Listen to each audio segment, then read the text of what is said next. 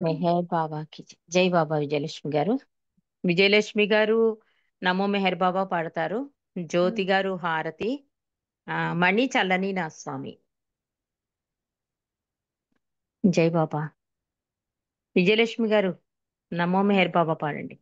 Okay, జై బాబా. अवतार मेहर बाबा की जय। नमो मेहर बाबा, अवतार नमो देव देवा। प्रभु नमो मेहर बाबा, अवतार नमो देव देवा। अपार दिव्या कृपा सागर, अपार दिव्या कृपा सागर। सकल चराचर जगदोद्धार, सकल चराचर जगदोद्धार। नमो मेहर बाबा, अवतार नमो देव देवा।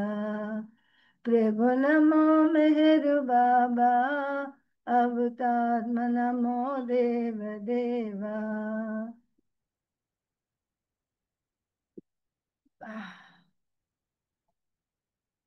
అజ్ఞానాంధత అంతము చేసి, అజ్ఞానాంధత అంతము చేసి, దివ్య విజ్ఞాన దృష్టిను సంగి, దివ్య విజ్ఞాన దృష్టిను సంగి, హరిషడ్వర్గములంతరింపగా, హరిషడ్వర్గములంతరింపగా, అవ్యయ మోక్షం అనుగ్రహింపుము। नमो मेहर बाबा, अवतार नमो देव देवा।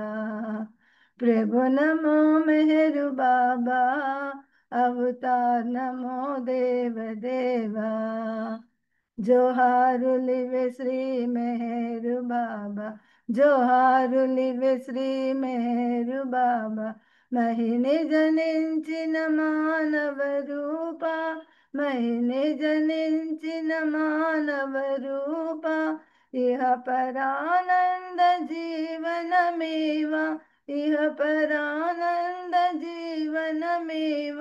భవభయ భంజన परम पावना, भव भय भंजन परम पावना। नमो मेहर बाबा, अवतार नमो देव देवा। प्रभु नमो मेहर बाबा, अवतार नमो देव देवा। जय मेहर बाबा जय, जय मेहर बाबा जय। అవతార్ మెహర్ బాబాకి జై। రజనీ గారు థ్యాంక్స్ అండి, నేను చరణం వెనక ముందు ముందు వెనక పాడాను, సారీ. జై బాబా అండి. జై బాబా. ప్రార్థనా గీతంతో ఈరోజు ఈ సహవాస్ ప్రారంభించినందుకు జై మెహర్ బాబా. మనం గత కొన్ని రోజులుగా సత్య సంపద అనే పుస్తకంలోని రెండో భాగంలో పుస్తకంలోని విశేషాలను మనం తెలుసుకుంటున్నాం, తలుచుకుంటున్నాం. ఈరోజు అనుభూతితో కూడిన స్మరణ, దీని గురించి రుస్తుంబి పల్హాటి బావూజీ ద్వారా మనకి తెలియజేస్తున్నారు. అనుభూతితో కూడిన స్మరణ గురించి నేను ఈరోజు మీకు చెబుతాను అంటున్నారు రుస్తోం. నేనొకసారి బావూజీని ఇలా ప్రశ్నించాను. మన చుట్టూ ఉన్న సమస్యల పరిష్కారానికి, ఆరోగ్య సమస్యలు కూడా తీరాలంటే ప్రభుని స్మరణ ఒక్కటే సరిపోతుందా? ఇలా ఎందుకు అడిగానంటే బావు, తరచూ అంటే అన్ని సమస్యల పరిష్కారానికి నిరంతరం ప్రభుని స్మరణ పూర్వకంగా చేయడమే అంటూ ఉంటారు కదా బావూజీ. అందుకని బావూజీనే నేరుగా అడిగేశాను. అంటే మనకున్న సమస్యల పరిష్కారానికి గాని, ఆరోగ్య సమస్యలు గాని ఈ తీరాలి అంటే ప్రభుని అంటే మెహర్ బాబాని స్మరిస్తే సరిపోతుందా? ఇది రుస్తుం బి పల్హాటి బావుని అడిగాడు. బావూజీ అంటున్నారు అతి సహజంగా, అవును, అన్ని సమస్యలు తీరిపోతాయి. నీ భౌతిక, శారీరక సమస్యలు కూడా బాబాను హృదయపూర్వకంగా స్మరిస్తే అన్నీ సమసిపోతాయి. స్మరణ హృదయపూర్వకంగా ఉండాలి సుమా అన్నారు బావూజీ నాతో. నేను మరలా బావుతో ఇలా అన్నాను, హృదయపూర్వకంగా అంటే? అసలు హృదయపూర్వకంగా అంటే ఎలా బావూజీ అడిగాను నేను బావూజీని. బావూజీ అంటున్నారు, నీ సంస్కారాలు తగ్గినప్పుడు, సంస్కారాల బలం నీరసించినప్పుడు నీవు హృదయంతో బాబాను స్మరిస్తున్న అనుభూతి నీకు కలుగుతుంది అన్నారు బావూజీ. జీవితంలో ప్రతి దానిని సమజ్ఞతతో మరియు నిశ్చింతంగా స్వీకరించినట్లయితే నీ సంస్కారాల బలం తగ్గుతూ ఉంటుంది. ప్రతిదీ ఆయన ఇచ్చగా తీసుకుని ఆయనకు దేని గురించి ఫిర్యాదు చేయకుండా ఉంటే అప్పుడు నీ సంస్కారాలు నిరసిస్తాయి. అలా చెయ్యగలగాలంటే నిరంతరం స్మరిస్తూ ఉండాలి అన్నారు బావూజీ నాతో. ముగింపుగా బావు ఇంకా ఇలా చెప్తున్నారు. స్మరణ అనే దానికి ఆయన నీ హృదిలో విత్తనం నాటారు. దానిని నీరు పోసి పోషించవలసిన బాధ్యత నీదే. అది పెరిగి పెద్దదై మహావృక్షంగా మారే వరకు దాన్ని పోషించాలి అన్నారు బావూజీ. అంటే మీరిచ్చి చెప్పినా, బావూజీ చెప్పినా, ఎవరు చెప్పినా కూడా ఆయన మీద ప్రగాఢ విశ్వాసం, అధికాధికంగా ప్రేమించడం. ఇదేమవుతుందంటే ఇది కూడా స్మరణే కదా! ఆయన గురించి తెలుసుకోవడం, తలుచుకోవడం, ఆచరించాలని ప్రయత్నించడం, ఆయన సాన్నిధ్యంలోనే గడపడం ఇదంతా కూడా స్మరణే. దీన్ని అధికం చేసుకోమంటున్నాడు బావూజీ. ఎప్పుడైతే ఒక విత్తనం నాటినప్పుడు నువ్వు నీరు పోస్తూ ఉంటావు కదా రోజు. అదేమవుతుంది? మహా పెద్ద వృక్షంగా అయిపోతుంది. అలాగే ఈ స్మరణ ఏమవుతుందంటే దేనికి ఇంపార్టెన్స్ ఇవ్వదనమాట. అది అక్కడ. ఎందుకంటే లైఫ్‌లో వచ్చిన ప్రతీదీ మనం ఇంపార్టెంట్ అనుకుంటాం కదా! అయ్య బాబోయ్! ఇలా జరిగితే ఎలాగా? అయ్య బాబోయ్! అలా జరిగితే ఎలా? అని ఊహించేస్తూ ఉంటుంది మనస్సు. ఎప్పుడైతే నువ్వు అధికాధికంగా ఆయన్ని ప్రేమిస్తావో, ఏం జరిగినా పర్వాలేదు. తండ్రి అండ నాకుంది. ఆయన నా ఆత్మ ప్రయాణానికే ఇదన్నీ చేస్తున్నాడు అనే ధైర్యం వచ్చేస్తుందనమాట. ఎప్పుడైతే నువ్వు అధిక స్మరణ చేయడం వలన. అందుకనే బావూజీ చెప్తున్నాడు. ఆ సమర్థత, ఆ నిశ్చంతని నువ్వు స్వీకరించాలి. ఎందుకు స్వీకరించాలి అంటే మనం చేసుకున్న కర్మలే కదా! ఈ జన్మలో లాస్ట్ జన్మలో చేసుకుంది ఇప్పుడు సంస్కారాల రూపంలో మనం ఖర్చు పెట్టాలి. ఖర్చు పెడితే ఏమవుతుందంటే సంస్కార ప్రక్షాళన జరుగుతుంది. అధికాధికంగా ఆయన్ని ప్రేమించడం వల్ల ఏమవుతుంది? శక్తొస్తుంది మనకి. అదే కదా బాబా అంటారు. నీ సంస్కారాలనైతే నేను తొలగించలేను. కానీ దాన్ని తట్టుకునే శక్తిని ఇస్తాను అంటున్నారు. ఆ శక్తి ఇవ్వాలి అంటే ఆయన్ని అధికంగా స్మరించాలి. ఈ అధికంగా స్మరించడం ఏమవుతుంది? ఫస్ట్ ప్రిఫరెన్స్ బాబా అయిపోతారు. మిగిలినవన్నీ సెకండరీ, థర్డ్ అలా ఎళ్ళిపోతాయి. దాన్ని అంత అంత సీరియస్‌గా తీసుకోమనమాట. అప్పుడు కంప్లెయింట్స్ ఉండవు. బాబా ఎందుకిలా చేసావు? బాబా అలా ఎందుకు చేసావు? అని కంప్లెయింట్స్ ఉండదు. నాకే ఎందుకిలా జరగాలని కంప్లెయింట్ ఉండదు. ఏది ఉండదనమాట. అంటే నీ సంస్కారాలు కూడా నీరసించిపోతాయి. ఈ అధికాధికంగా స్మరించడం అన్నది నువ్వు అలవాటు చేసుకుంటే అవి బలహీనైపోతాయి. అంటే నేను ఉన్నది బలహీనమైపోతుంది కదండీ! అప్పుడు బాబాయే మన మదిలో ఉంటారు. బాబా స్మరణ, బాబా పుస్తకం చదువుకోవడం, బాబా సాన్నిధ్యంలో గడపడం ఇవన్నీ ఏమవుతుందంటే నేనుని దూరం పెడుతూ ఉంటాయి. నేను ఎప్పుడైతే దూరం అవుతూ ఉంటుందో అప్పుడు సంస్కారాలు కూడా దూరమవుతాయి, బలహీనమవుతాయి, నీరసమవుతాయి. అదే చెప్తున్నాడు ఇక్కడ బావూజీ కూడా. మీరు విత్తనం నాటినప్పుడు నీరెలా పోస్తారో అలా రోజు అలవాటు చేయండి మీ మనసుకి. అప్పుడు ఏ పరిస్థితి మిమ్మల్ని చలించనివ్వకుండా చేస్తుంది.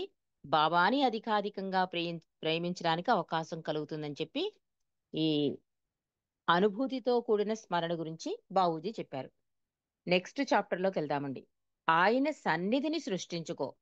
దీని గురించి ఏం చెప్తారో విందాం.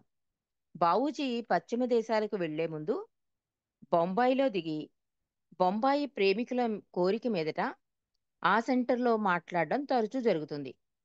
తన ప్రసంగం మొదలెట్టే ముందు బావూజీ అక్కడ సమావేశమైన ప్రేమికులను ఏమైనా ప్రశ్నలు అడగమంటారట. అంటే ఎప్పుడైనా సరే బావూజీ బాంబే వెళ్తే అక్కడ సెంటర్‌లో స్పీచ్ ఇస్తారు. ఆ స్పీచ్‌కి ముందు ప్రేమికులు ఏమన్నా ప్రశ్నలు అడగమనేవారట. ఒకసారి అలాంటి సందర్భంలో నేనక్కడ ఉన్నాను. ఒకాయన బావూజీని ఇలా ప్రశ్నించారు. బాబా ప్రేమికులు బాబా సెంటర్‌కు వెళుతూ అక్కడ ప్రేమికులతో సంబంధాలను కలిగి ఉండాలా? అడిగాడు ప్రేమికుడు బావూజీని. బావు ఇలా సమాధానమిచ్చారు. బాబా ఉనికిని నీవు హృదయంలో నిరంతరం అనుభూతి చెందుతూ ఉంటే నీకు సెంటర్‌తో గాని, అక్కడ ప్రేమికులతో గాని సంబంధం అవసరం లేదు. అతనితో సంబంధం అసలైనది. ఎవరితో? బాబాతో. అతనితో బాంధవ్యం శాశ్వతమైనది. అది ఎవరితో? బాబాతో చెప్తున్నాడు బాబూజీ.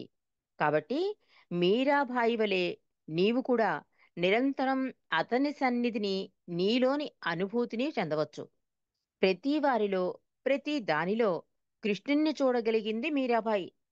ఆమె జీవితంలో ప్రతిదీ కృష్ణ పరమాత్మే. చివరికి ఆమెకు విషం ఇవ్వబడినప్పుడు కూడా ఏ మాత్రం ఆలోచించకుండా మీరాబాయి దానిని సేవించింది. ఎందుకంటే అది కూడా కృష్ణుని ద్వారా ఇవ్వబడిందనే పూర్తి విశ్వాసంతో తీసుకుంది ఆమె.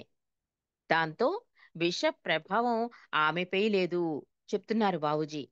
ఆమె దృష్టంతా ఎల్లప్పుడూ మీరాబాయి దృష్టంతా ఎల్లప్పుడూ కృష్ణునిపైనే. మరియు ఆమె ఆ స్వామి యొక్క సన్నిధిని నిరంతరం నిరంతరం అనుభూతి చెందేది. కృష్ణుని పట్ల మీరాబాయికున్న భావనలు నీవు కూడా నీ హృదిలో సృష్టించుకుంటే నీవు ఎక్కడికి వెళ్ళవలసిన పని లేదు. నిజానికి అప్పుడు మొత్తం ప్రపంచమే నీకు ప్రణమిల్లుతుంది. మీరాబాయిని కూడా అందరూ సెయింట్‌గా గౌరవించారు కదా! అన్నాడు బావూజీ. ఇది వింటేనండి నాకు కూడా మనకు కూడా అదే అనిపిస్తుంది. ఇన్నాళ్ళు మనము వారానికొకసారో ఏదో అమర తిథి, మౌన వార్షికోత్సవం ఇలా ఉండేది మనం బాబా సన్నిధానంలో. కానీ తండ్రే మన ఇంటికొచ్చేసి ఈ ఆన్‌లైన్ స్కైపుల ద్వారా, ఈ సహవాసుల ద్వారా నిరంతరం బాబాతో ఉన్న అనుభూతి అయితే కలుగుతోంది మనకి. ఒక ఆన్‌లైన్‌లో రామకృష్ణయ్య గారు చెప్పిందినా, ఏదైనా ఒక ప్రెజెంటేషనా, ఒక పాట విన్నా, మనం బాబాతో ఉన్నట్టే కదా! బాబాతో ఉండడం అంటే ఈ మెహరాబాద్ ఎళ్ళిపోయి, లేతే బాబా ఫోటో పక్కనే ఉండి అది అది కాదసల. నిజంగా చెప్పాలంటే అప్పుడు మనసు నిలబడే నిలబడదు. కానీ ఈ నిరంతరం ఈ ఈ సహవాసంలో పాల్గొనడం వల్ల ఏమవుతుందంటే ఆయన సహజ గుణాలు తెలుస్తున్నాయి. అసలు ప్రార్థన ఎలా చేయాలో చెప్పారు బాబా. అధికాధికంగా ప్రేమించడానికి అవకాశం కలుగుతోంది. దేన్ని పట్టుకోవాలి, దేన్ని వదిలేయాలో తెలుస్తోంది. ఇదంతా కూడా ఆయనతో ఉండడమేనండి. కాబట్టి మనకు అప్పుడప్పుడు అనిపిస్తుంది ఏదైనా సహవాసకెళ్ళలేకపోయినా, కానీ మెహరాబాద్ వెళ్ళలేకపోయినా కూడా ఒకప్పుడు ఏమనిపించేది మెహరాబాద్ వెళ్ళకపోతే మనల్ని మనమే ఈ ఈ ఇబ్బంది పెట్టుకునేవాళ్ళం. మనం మనం ఇంతే మనకు ప్రాప్తం లేదు అలా అనుకునేవాళ్ళం. కానీ కాదు ఇది తండ్రి ఆజ్ఞ. ఆయన పిలిస్తేనే మనం వెళ్ళగలం. ఆయన చూడాలనుకుంటేనే వెళ్ళగలం. లాస్ట్ వీక్ వెళ్దాం అనుకున్నాం మేము మెహరాబాద్. వర్షం వచ్చేసింది. అదే ఒకప్పుడైతే అంటే ఆ బాధొచ్చేసేది. బాబా బాబా దగ్గరికెళ్దామంటే కూడా ఏది కోఆపరేట్ చేయట్లేదు అని. కానీ ఇప్పుడు అలా అనిపించట్లే. ఎందుకని? మనకి నిరంతరం కొన్ని గంటలు ఆయన సాన్నిధ్యంలో గడపడం వల్ల ఒక అవగాహన కలిగింది కనుక తండ్రి పిలిచినప్పుడు అంటే ఆయన మనని చూడాలి అనుకున్నప్పుడే మనం వెళ్ళగలం. నెక్స్ట్ ఇంకోటేంటంటే ఈ మెహరాబాద్‌లోనే లేరు కదా బాబా! నిత్యం మన ఇంట్లో ఈ సహవాసాలు జరుగుతున్నాయంటే వచ్చి కూర్చుంటానన్నాడు కనుక, నిరంతరం బాబాతోనే మనం ఉంటున్నప్పుడు అక్కడికి వెళ్ళలేకపోయినా కూడా అంత బాధైతే ఇప్పుడైతే కలగదు మనకి. ఎందుకంటే రోజులో సగం సగం గంటలు మనం బాబాతో ఉంటున్నాం కనుక, ఆ అనుభూతి అయితే మనకు కలుగుతోంది. కలిగించాడు తండ్రి ఆ ప్రసాదాన్ని మనకిచ్చాడు. స్వయంగా ఆయనే వచ్చి. కానీ మీరాబాయి పాపం అలా కాదు. ఆవిడ అనుభూతి సృష్టించుకుంది. కృష్ణుడు నాతో ఉన్నాడు. కృష్ణుడే ఉన్నాడు. కృష్ణుడు తప్ప ఇంకేం లేదు అనుకుని ఆ అనుభూతిలో మమైకమైపోయిందావిడ. అందువల్ల విషమిచ్చినా కూడా కృష్ణుడే ఇచ్చాడని తీసుకోవడం వల్ల విష ప్రభావం ఆమె మీద పడలేదు. ఆఖరికి ఏమైంది ఆవిడ సెయింట్‌గా గౌరవించారు ప్రజలు అని చెప్తున్నారు. అంటే భగవంతుడికి ఎంత ఇంపార్టెన్స్ ఇస్తే మన జీవితం విలువ అంత పెరుగుతుందండి. ఆయనే మనని నడిపిస్తాడు. ప్రపంచాన్నే చూపిస్తాడు. ఉన్నదే ప్రపంచం మొత్తం అంతా సర్వాంతర్యామి అయిన భగవంతుడు కనుక, ఆయనకే మొదటి స్థానమిస్తే అలా ఉంటుంది అని చెప్తున్నాడు. అప్పుడు మొత్తం ప్రపంచమే నీకు ప్రణమిల్లుతుంది అని చెప్తున్నాడు ఇక్కడ బావూజీ. కానీ ప్రపంచంలో కుటుంబ పోషణ కొరకు పనిచేసేవారు, తమ బాధ్యతలను నిర్వహించేవారు ఈ స్థితిని పొందడం చాలా కష్టం. వారు తమ పని ఒత్తిడులకు, ఆ పని సమస్యలతో మునిగి ఉండి మాయాసంకెళ్లలో చిక్కుకుని ఉంటారు వారు. అలాంటి వారు తమ హృదయాలలో ఏదో విధంగా భావాస్మరణను చేసుకుంటూ ఆయన సన్నిధిని సృష్టించుకోవలసిన ఆవశ్యకత ఎంతైనా ఉన్నది. అంటే మనం ఎంత అదృష్ట భాగ్యశాలమో బాబూజీ ఇప్పుడు చెప్తున్నాడు గాని మనం ఇది ఒక 4 ఏళ్ల క్రితమే బాబాయే మన మీద దయావర్షం కురిపించి నువ్వు మాయలో అలా కొట్టుకుంటూనే ఉంటావురా అని చెప్పి కరోనాని తెప్పించేసి ఒక గదిలో అంటే మనకి రాస్తారు అవతార్ మెహర్‌లో. ఎగ్జామ్స్ ముందు అన్నీ క్లోజ్ చేసి ఒక గదిలో బంధించేస్తుండే తల్లి పిల్లాడిని. ఇంక నువ్వు చదవకపోతే కష్టము అని.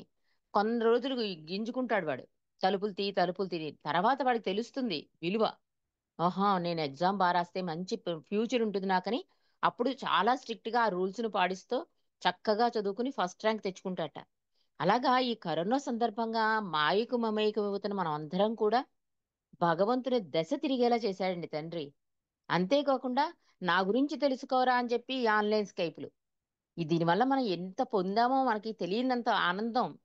అంత అద్భుత విషయాలన్నీ కూడా మనం తెలుసుకోగలిగామంటే, ఆ తండ్రి సహాయ సహకారాలున్నాయి కనుకే మనం మీరాబాయికి కూడా ఇవ్వలేదేమో కృష్ణుడు అంత సహాయ సహకారం. మనకంతలా ఇచ్చాడు బాబా. అంటే ప్రేమికులు అంటే అంత ఇష్టం బాబాకి. ఆయన ఆరోగ్యం బావుండకపోయినా, "దర్శనాలొద్దు బాబా! మీకసలు ఓపిక లేదు. చాలా యాక్సిడెంటు, అనారోగ్య పరిస్థితిలో ఉన్నారు. దర్శనాల ప్రోగ్రామ్ పెట్టేస్తారు బాబా." అప్పటి వరకు మండలి భుజాల సాయంతో నడుచుకు వచ్చి స్టేజ్ ఎక్కిన బాబా అసల బాబాకే ఇంత అనారోగ్యం ఉందా అన్నంతగా వెలిగిపోయేవాటండి. ఎందుకు? ఆ బాధ ఉండేది. కానీ పక్కకి నెట్టేసి, ప్రేమికులు ఆ స్థితిలో నన్ను చూస్తే తట్టుకోలేరు అని ఆయన దేదీప్యమానంగా వెలిగిపోయేవాట. మండలి కూడా ఆశ్చర్యపోయేవారట. ఇంత అనారోగ్యం ఉన్న బాబా ఎంత ఆరోగ్యంగా ఇంతలా వెలిగిపోతున్నాడని. ప్రేమికులందరూ కూడా మండలిని దెబ్బలాడేవారు. మీరేంటి బాబాకు అనారోగ్యం అంటారు అంత అద్భుతంగాన. అంటే మండలి అనలేకపోయేవారు. ఎందుకంటే సాక్ష్యంగా ఎదుర్కొన్న బాబా అద్భుతంగా వెలిగిపోతున్నాడు. ఆ దర్శనాలయిపోయి, ప్రేమికులందరూ వెళ్ళిపోయాక, మళ్ళీ స్టేజ్ దిగాక, మళ్ళీ నాకు నీరసం వచ్చేస్తోంది. డాక్టర్‌ని పిలవండి. నేను నడవలేకపోతున్నానని చెప్పి వాళ్ళ భుజాల మీద వాలుకుని తన రూమ్‌లోకెళ్ళిపోయేవారు బావ. ఇదంతా ఏంటి? ఆ ప్రేమికుల మీదున్న అపార ప్రేమ, ఆ కరుణ, ఆ దయ ఆయనలా చేసేస్తుందండి. బాధ లేక కాదు, బాధ ఉంది. భగవంతుడు అవతారుడుగా కిందకి దిగి వచ్చినప్పుడు, దైవీ మానవుడిగా వచ్చినప్పుడు, మానవుడి కన్నా కూడా అపరిమితమైన బాధను అనుభవిస్తూ ఉంటాడు. అటు మానవుల సంస్కారాలు, ఇటు బాధ్యత రెండిట్ల మధ్య నలిగిపోయి తన శరీరాన్ని ఛిద్రం చేసేసుకుంటాడు అని రాస్తారు. అలాగా బాబా అంత బాధని కూడా పక్కకు పెట్టేసి ప్రేమికుల కోసం మనం చూడండి ఫోటోస్ ఏది చూసినా కూడా బాబా బాధపడుతున్నట్టు గాని, కోపంగా ఉన్నట్టు గాని ఎక్కడా ఎప్పుడు స్మైలింగ్, స్మైలింగ్, స్మైలింగ్. అంటే భగవంతుడు అంటే ఆనంద స్వరూపం అని మనకు తెలియపరచడానికి ప్రభువు తన బాధను పక్కకు పెట్టి అలా కనబరిచేవారు. అలా దర్శనాలిచ్చేవారు. అంటే ప్రేమికులంటే ఎంత ఇష్టమో మనకు అవగతం అవ్వాలి.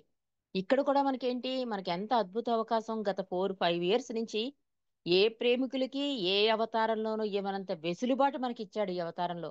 నా గురించి తెలుసుకోరా! ఇలా తెలుసుకునేనా మాయకి తక్కువగా, నాకు ఎక్కువగా కాలం గడుపుతావేమో అని చెప్పి ఈ అవకాశాలివ్వడం. ఈ ఆన్‌లైన్ స్కైపులు. ఇక్కడ బావూజీ కూడా ఏమంటున్నాడు? ప్రపంచంలో మానవుడు మాయకు మమేకమైపోతాడు. చాలా కష్టం ఈ భగవంతునితో ఉండడం. అందుకని ఏదో విధంగా బాబా స్మరణ చేసుకుంటూ ఆయన సన్నిధిని సృష్టించుకోవలసిన ఆవశ్యకత ఎంతైనా ఉంది. కానీ ఆయనే సృష్టించేసి ఒక సాధనంగా ఫస్ట్ ఉల్లిపాల మెహర్‌బాని, తర్వాత ఇప్పుడు అరుణ రవీంద్ర గారు, ఇలా హైదరాబాద్ వాళ్ళు, ఇట్లా స్కైపులు సృష్టించి మనకి బాబాని అందిస్తున్నారు. అలాంటి వారు బాబా పుస్తకాలను చదవడానికి, లేదా బాబా ప్రేమిక సహవాసంలో పాల్గొనడానికి, బాబా ప్రేమికులతో బాబా యొక్క కృప మరియు కరుణల గురించి ముచ్చటించడానికి, లేదా బాబా సెంటర్‌లు వెళ్ళడానికి ప్రయత్నం చేస్తే, బాబా ఉనికిని సహజ రీతిలో కల్పించుకోగలుగుతారు. బాబూజీ అప్పుడు చెప్పాడు. కానీ బాబా పాపం మనకు అందుబాటులోకి తీసుకొచ్చేసారు. అందుకే మనం చాలా పుస్తకాలు చదువుకున్నాం. వింటున్నాం, తరించిపోతున్నాం. చదివిన పుస్తకాన్నే మళ్ళీ చదువుకుని ఆనంద పరవశులమవుతున్నాం. కాబట్టి ఇది కూడా భావ ఉనికిని కలిగిస్తోంది కనుక దీన్ని మనం సద్వినియోగం చేసుకుంటున్నాం. అంటూ బావూజీ అంటాడు, రోజు మొత్తంలో కొద్ది క్షణాలైనా బాబా సన్నిధిని వారి హృదిలో అనుభూతి చెందడం చాలా ముఖ్యం. లేదంటే సంస్కారాల భారం ఎక్కువై విసుగు చెంది మాయలో కూరుకుపోతారు మానవులు. కాబట్టి ఆయన ఉనికిని నీ హృదిలో నీవే సృష్టించుకోవాలి. అలా ప్రయత్నం చెయ్యగా బాబా కృప నీపై వర్ణించి ఆ ఆయన నీపై వర్షించి ఆయన సన్నిధి నిరంతరం నిరంతరం నీ జీవితంలో భాగంగా మారి అదే నిన్ను నీ గమ్యానికి చేర్చుతుంది అన్నారు బావూజీ. అంటే మనకి తెలిసిన విషయమేనా? మనం మరిచిపోతూ ఉంటాం. అంటే కొంచెం అశ్రద్ధ ఉంటుంది. కొంత రేపు జాయిన్ అవ్వచ్చులే అని ఉంటుంది. విన్నదే కదా అని కొంచెం అంటే మాయ ప్రభావం రకరకాలుగా ఉంటుంది ఒక్కొక్కళ్ళ మీద. కానీ ఇక్కడ బావూజీ చెప్పింది మనకి ఒసిగిన ఈ వరప్రసాదం. ఈ ఆన్‌లైన్ స్కైపుల ద్వారా మనం బాబా గురించి తెలుసుకున్న విషయం. ఇవన్నీ కూడా ఆయన సన్నిధిని సృష్టింపజేస్తున్నాయి అని మరొక్కసారి మనం అవగాహన చేసుకోవాలండి. ఇలా చదువుతున్నాము అంటే, ఓ పాట పాడుతున్నాము అంటే, ఓ గ్యాదరింగ్ అవుతోంది అంటే, ఆయన ఆల్రెడీ 5 నిమిషాల ముందే వచ్చి కూర్చుంటానన్నారు కనుక, ఇంతటి అద్భుత భాగ్యం ఆయన స్మరణకి, ఆయన ఉనికిని మనం సృష్టించుకోక్కర్లే. ఆయనే వచ్చి మన పక్కన కూర్చుంటున్నాడు. కాబట్టి సృష్టించుకోవాల్సిన అవసరం లేదు. దాన్ని కొంచెం అవగాహన. అనుభూతి కలిగితే, అంటే విత్తనానికి నీరు పోసినట్లుగా, అది మహావృక్షమైనట్టుగా బాబా ఉనికిని నిరంతరం పొందే భాగ్యం. అప్పుడేమవుతుంది? సృష్టిలో ప్రతీదీ, ప్రతి విషయం, ప్రతి సంఘటన ఏదైనా సరే బాబాచే ఇవ్వబడినవి, బాబాయే సృష్టించబడినవి అనే స్మరణలోకి వెళ్ళిపోతామండి. అప్పుడు ఏది మన్నంటదు, ఏది మనకి సంస్కారం కాదు, కొత్త సంస్కారము ఏడవదు, ఉన్న సంస్కారాలు కూడా ప్రక్షాళన అవుతాయని బాబూజీ చెప్తున్నాడు. ఇక నెక్స్ట్ చాప్టర్ ఏంటంటే స్మరణ ఒక్కటే ముఖ్యం. ఈరోజు అన్నీ కూడా ఈ నామస్మరణకే ఎక్కువ చెప్తున్నారు. మనం ఎలా సంసిద్ధతగా ఉండాలనేది నిన్నటి రోజు చేసుకున్నాం. అనుభూతితో కూడిన స్మరణ ఎలా చేసుకోవాలో తెలుసుకున్నాం. ఆయన సన్నిధిని సృష్టించుకో అన్నది ఈరోజు తెలుసుకున్నాం. ఇప్పుడు స్మరణ ఒక్కటే ముఖ్యం. దీని గురించి తెలుసుకుందాం. పూనాకి చెందిన బాబా ప్రేమికుడు ఒకడు మెహరాబాద్ ట్రస్ట్ ఆఫీసులో 6 నెలల పాటు పనిచేయడం జరిగింది. అతను మానసికంగా నిశ్చలత లేక తన అనారోగ్యం గురించి ప్రతి వాడికి చెబుతూ ఉండేవాడు. అతను వైద్యం చేయించుకుంటున్నప్పటికీ మార్పు లేదు. దాని కారణంగానే ఏ పనిలోనైనా చేరితే 6 నెలలకు మించి పని చేయలేకపోయేవాడు అతను. మెహరాజాదు పనిలో కూడా అదే జరిగింది. అతను మెహరాబాద్ నుండి వెళ్ళిపోయాక 10 సంవత్సరాల వరకు అతని గురించి ఏ కబురు లేదు. అతను ఎక్కడున్నాడో ఎవ్వరికీ తెలియదు. చాలా కాలం తర్వాత ట్రస్ట్ చైర్మన్కు, మెహరాబాద్ ట్రస్టీలకు ఆ వ్యక్తి ఒక సుదీర్ఘ లేఖలో ఇలా తెలియజేశాడు. తాను క్యాన్సర్ వ్యాధితో బాధపడుతూ చివరి రోజులు గడుపుతున్నాను అన్నాడు. చాలా ఖరీదైన వైద్యం తాను తీసుకున్నానని, అధిక మొత్తంలో డబ్బు ఖర్చు పెట్టానని, తనకు ట్రస్ట్ నుండి ఆర్థిక సహాయం కావాలని కోరుతూ, అది లక్షల్లో చాలా మొత్తమే ఉందని అతను ఉత్తరం రాశాడు.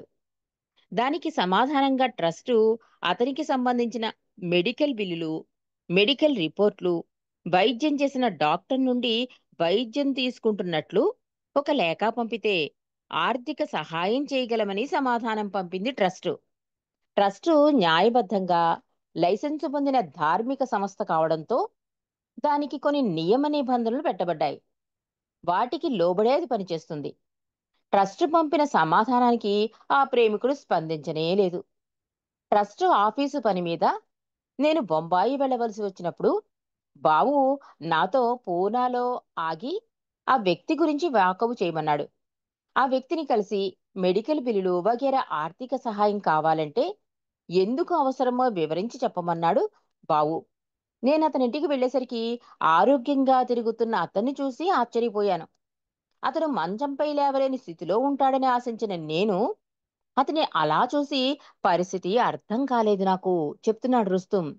నేను అతనితో ట్రస్ట్ నుండి ఆర్థిక సహాయం కావాలంటే ఏమేమి కాగితాలు అవసరమో వివరంగా చెప్పాను. అతను వృత్తిరీత్యా గుమాస్తా కాబట్టి విషయం అతనికి స్పష్టమైందనుకుంటే అతను మాత్రం మెహరాబాద్ ట్రస్టీలను, మండలిని, మణి ఇరిచులతో సహా అందరినీ దుర్భాషలాడడం మొదలెట్టాడు. అది విని నేనెంతో నొచ్చుకున్నాను. కానీ అతని మానసిక స్థితి తెలిసిన నేను నన్ను నేను అదుపు చేసుకుని అనుకుంటే అనుకోని అనుకున్నాను నేను. వెళ్తానని నేను చెప్పినప్పుడు ఉండండి, మీతో ఒక ముఖ్యమైన విషయం మాట్లాడాలి అన్నాడు ఆ వ్యక్తి. అంటే మెహరాబాద్లో ఉన్న ఒక వ్యక్తి కొన్నాళ్ళు ఉండి వెళ్ళిపోయాడు. 10 సంవత్సరాల తర్వాత ట్రస్టీకి లెటర్ రాశాడు. నాకు క్యాన్సర్ వ్యాధి ఉంది, కొన్ని లక్షలు ఖర్చయ్యాయి, ఇంకా కొన్ని లక్షలు కావాలని. ట్రస్ట్ తరపున సహాయం చేస్తాం, ఆ రిపోర్ట్లన్నీ పంపించమంటే అతని నుంచి సమాధానం లేదు. సరే అతను ఎక్కడున్నాడు? బొంబాయిలో ఉన్నాడు. రుస్తుం ఏదో పని మీద బొంబాయి వెళ్తుంటే బాబూజీ అన్నట్ట, పోనీ ఏ పరిస్థితుల్లో పాప అతను కాగితాలు పంపలేకపోయాడో నువ్వు వెళ్ళి కలిసి ఆ కాగితాలు పట్టుకుని రా అంటే అతని దగ్గరికి వెళ్ళాను నేను అని చెప్తున్నాడు రుస్తుం. తీరా చూస్తే అతను ఆరోగ్యంగా తిరుగుతున్నట్ట. రుస్తుం ఏమనుకున్నాడు? అలాంటి పరిస్థితి అంటే ఏ మంచానో పట్టేసి ఉంటాడు అనిపిస్తుంది కదా. కానీ అతను అలా లేడు, ఆరోగ్యంగా ఉన్నాడు. పైగా ఈ మండలి వాళ్ళందరినీ తిడుతున్నట్ట. ఇది వినేసరికి రుస్తుం చాలా కోపం వచ్చింది. ఎందుకంటే ట్రస్ట్ అంటే కొన్ని రూల్స్ ఉంటాయి. దాని ప్రకారమే డబ్బులు పంపించాలి తప్ప ఇష్టం వచ్చినట్టు పంపించకూడదు. అవన్నీ తెలుసు. అయినా కూడా అతను మండలిని తిడుతుంటే కోపం వచ్చింది. అయినా నేను ఊరుకున్నాను. అని చెప్పి బయటకు వచ్చేద్దాం అనుకుంటుంటే ఉండమని చెప్పాట. నీతో ఒక ముఖ్య విషయం మాట్లాడాలి రుస్తుం అన్నాడు అతను. అతను నాతో అంటాడు, బాబా నాతో రోజంతా మాట్లాడతారు. మీరిప్పుడు నా ముందు ఎలా కూర్చుని మాట్లాడుతున్నారో అలా బాబా నాతో మాట్లాడుతూ నాకు మార్గం చూపిస్తారు. ఉదయాన్నే నన్ను నిద్ర లేపుతారు. పళ్ళు తోముకోమని మరియు అల్పాహారం చెయ్యాలని చెబుతారు బాబా. ఒక తల్లి తన బిడ్డను సాకినట్లు బాబా నన్ను కంటికి రెప్పలా చూసుకుంటున్నారు. మీరొచ్చే ముందే బాబా నాతో బ్యాంకుకెళ్ళి డబ్బు తీసుకురా అన్నారు. వెంటనే నేను ఆ పని ముగించుకుని ఇంటికి తిరిగి వచ్చాను. నా కుటుంబానికి డబ్బు అవసరమైంది. అందుకే వెళ్ళవలసొచ్చింది. ప్రతి చిన్న విషయం బాబా నాకు చెబుతారు అని ముగించాడు ఆ వ్యక్తి. పిదప నన్ను వెళ్ళనిచ్చాడు. అతను చెప్పిందాన్ని ఎలా తీసుకోవాలో నాకు అర్థం కాలేదు. అతని మానసిక స్థితిని బట్టి అతడు భ్రమిస్తున్నాడు అనుకున్నాను. నేను అహ్మద్ నగర్ తిరిగి వెళ్లి బావుతో జరిగిన విషయమంతా చెప్పాను. బావుతో అతడు మతి భ్రమించి ఉన్నాడు అన్నాను నేను. ఓ పక్క మండలిని దూషిస్తూ, మరో పక్క బాబా తనను చంటి బిడ్డలా చూసుకుంటున్నాడని, ప్రతి విషయంలో తనకు మార్గదర్శకంగా ఉన్నాడని చెబుతున్నాడు అన్నాను నేను బావుతో. బావు అన్నాడు, అతడెంత అదృష్టవంతుడు అన్నాడు బావూజీ నాతో. బావు వ్యాఖ్య నన్ను ఆశ్చర్యపరిచింది. ఎందుకంటే మానసిక స్థితి సరిగ్గా లేని వ్యక్తి బాబా తన దైవశక్తితో తనకు మార్గం చూపిస్తున్నారని అంటుంటే, బావు ఎలా నమ్ముతున్నారని అనుకుని నేను బావుతో ఇలా అన్నాను. మీరెందుకలా అంటున్నారు? అతడిని చూస్తే అంత అంత భ్రమిస్తున్నాడు అనిపిస్తోంది. అంటే అతను మానసిక స్థితి బాగోలేదేమో. ఎందుకంటే ప్రతీదీ చెప్తున్నాడు అతను. బావూజీతో రుస్తుందే అన్నాడు. ఒక ముఖ్య విషయం చెప్తానని ఈ రోజు పొద్దున్న లేచిన దగ్గర నుంచి బాబాయే ఆర్డర్స్ ఇస్తారు. నేను ఆ పనులన్నీ చేసుకొచ్చేస్తాను అంటున్నాడు. ఇది ఒక మతి భ్రమించిన మాట అనుకుని నేను వచ్చేసాను. బావు దగ్గరికెళ్ళి చెప్తే బావు ఏమంటున్నాడు? చాలా అదృష్టవంతుడు అంటున్నాడు. తనకి రుస్తుం ఆశ్చర్యపోయాడు. మండలిని తిడుతూ, బావు బాబాయే అన్నీ చేయిస్తున్నారనడం ఇది ఎంతవరకు నమ్మదగ్గని విషయం? అతన్ని చూస్తే నాకలా అనిపించలేదు అన్నాను నేను బావుతో. బావు అంటాడు, ఏ విధంగా బాబాను తెలిచినా అది వరమే. భ్రమలో కూడా నీవు బాబాతో నిరంతరం సంభాషిస్తున్నట్లు ప్రేమించడం లేదా ఊహించడం కూడా అదృష్టమే రుస్తుం. ఆ స్మరణే నిన్ను నీ గమ్యానికి చేరుస్తుంది. నీవు అతి తెలివైన వాడివో, తెలివి తక్కువ వాడివో అనేది కాదు ముఖ్యం. నీవు నిరంతరం బాబాను స్మరిస్తున్నంత కాలం ఆయనే నీ బాధ్యను తీసేసుకుంటాడు అన్నారు బావుజీ. ఎంత అద్భుతమైన విషయం విన్నా ఈరోజు. బావ కూడా అంటారు కదా! "నువ్వు నాతో ఉన్నావా లేదా? నీ బలహీనతలతో నాకు సంబంధం లేదు" అంటారు బావ. బావూజీ కూడా అదే చెప్తున్నాడు. అతడు మతి భ్రమించే ఉన్నాడో, కోపంతో ఉన్నాడో, ఏ రకంగానే మనకి మెహరా యొక్క మేనమామే మొదటి స్థానం ఇచ్చారు. ఆయన ఎక్కువ బాబాని దూషించేవాడు. ఆయనకే మొదటి స్థానం ఇచ్చారు. ఇక్కడ బావూజీ కూడా ఏం చెప్తున్నాడు? నిరంతరం స్మరిస్తున్నాడా లేదా? ఇదొక్కటే. అది పిచ్చిలో ఉన్నాడా? మంచిగా ఉన్నాడా? ఇదంతా కాదు. ఈ స్మరణ ముఖ్యం. అదే అదృష్టాన్ని తీసుకొస్తుంది. అదే గమ్యానికి చేరుస్తుంది. వాడు ఎలాంటి వాడైనా సరే అని చెప్తున్నాడు. అప్పుడేమవుతుందండి? ఈ నిరంతరం బాబా చెప్తున్నాడు, బాబా చెప్తున్నాడు ఏమవుతుంది? అది అతని బాధ్యత బాబాదయిపోతుంటండి. అంటే ఏ రకంగా ఎక్కడున్న కష్టం ఆయన భుజాల మీద ఏసేసుకుందామని చూస్తాడంటాడు బావూజీ ఎవరో. ఇక్కడ కష్టం ఎవరి దగ్గరైనా కష్టం ఉంటే నా భుజాల మీద ఏసేయండి అంటూ ఉంటాడట బాబా. అలాగా అంత పిచ్చిలో ఉన్నా కూడా, అతనందరిని తిడుతున్నా కూడా, ఈ స్మరణ మానలేదు కదా! బాబా పళ్ళు తోముకుంటావా? బాబా అన్నం తినమంటున్నాడు. ఇది రకంగా స్మరణే కనుక, ఇది అతని జీవిత గమ్యాన్ని చేరుస్తుంది కనుక, ఇది కూడా బాబాని స్మరించే విషయమే. నిజంగా అతడు అదృష్టవంతుడు అన్నది నేను అందుకే అన్నాడు బావూజీ.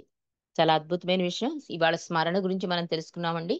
అవతార్ మెహర్ బాబా కీ జై. హారతి అండ్ చల్లని నా స్వామి. జై జై బాబా బా అండి. జై బాబా జై బాబా. आदि सचेतन शांति निकेतन नमो ब्रह्मा